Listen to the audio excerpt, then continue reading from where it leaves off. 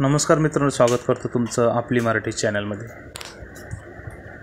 इयत्ता 7वी जुनी बालभारती या पुस्तकातून मी आज तुमच्यासमोर जो धडा वाचणार आहे त्याचं नाव आहे दगडफोड्या आणि याचे लेखक आहे वि.स. खांडेकर। एका कष्ट करणाऱ्या गरीब दगडफोड्याला आपल्या दुर्दैवाचे दुःख वाटतं, पण शेवटी त्याला कोणकोणते प्रत्यय येतात ते आता आपल्याला पाहायला मिळणार आहे। चला तर वाचूया आपण दगडफोड्या। फार जुन्या काळातील गोष्ट आहे।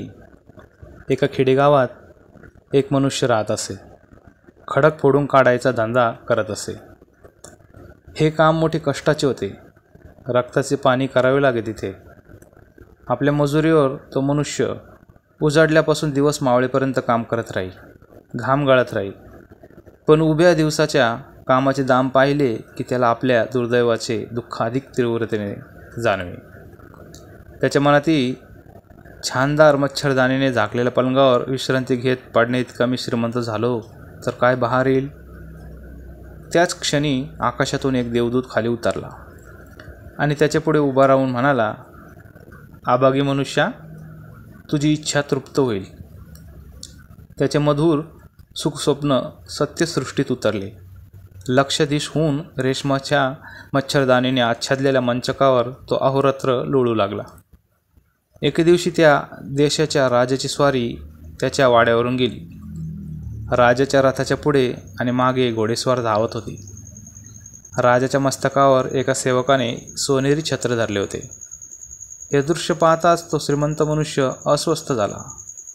आपल्या मस्तकावर सोनेरी छत्र नाही याचे त्याला वैषम्य वाटू लागले।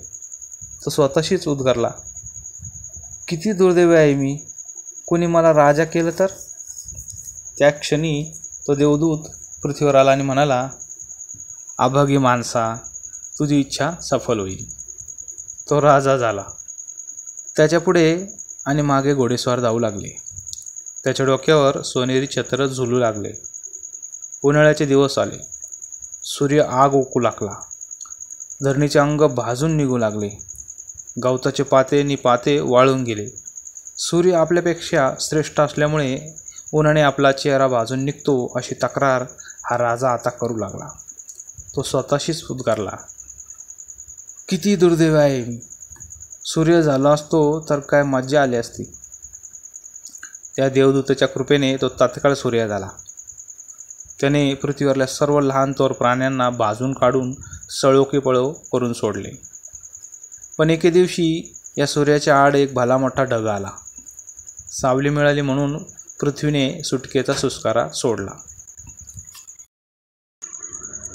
आपल्या शक्तीला असा विरोध झालेला पाहून सूर्य म्हणाला, मेघाचं महात्म्य काही निराळच आहे। मेघांची शक्ती जर मला मिळाली तर। देवदूताने त्याची तीही इच्छा क्षणार्धात तृप्त केली। मेघ होऊन तो सूर्य आणि पृथ्वी यांच्यामध्ये संचार करू लागला। पृथ्वीवरले वाळून गेलेले गवत हिरवेगार होऊ लागले। एके दिवशी या मेघाने मुसळधार पाऊस पाडला। नद्यांना पूर आले। गुरेढोरे त्या पुरात वाहून जाऊ लागली। शेतात गुडघाभर पाणी उभे राहिले। पिके बुडाली म्हणून शेतकऱ्यांच्या डोळ्यातून पाऊस गळू लागला। पण या मेघाने एका खडकावर सतत धार धरली असूनही त्याला भेगसुद्धा पडली नाही। मेघाने सरीवर सरी पाडल्या पण खडक अभंग राहिला। खडकाची शक्ती आपल्यापेक्षा अधिक आहे हे पाहून त्याला राग आला।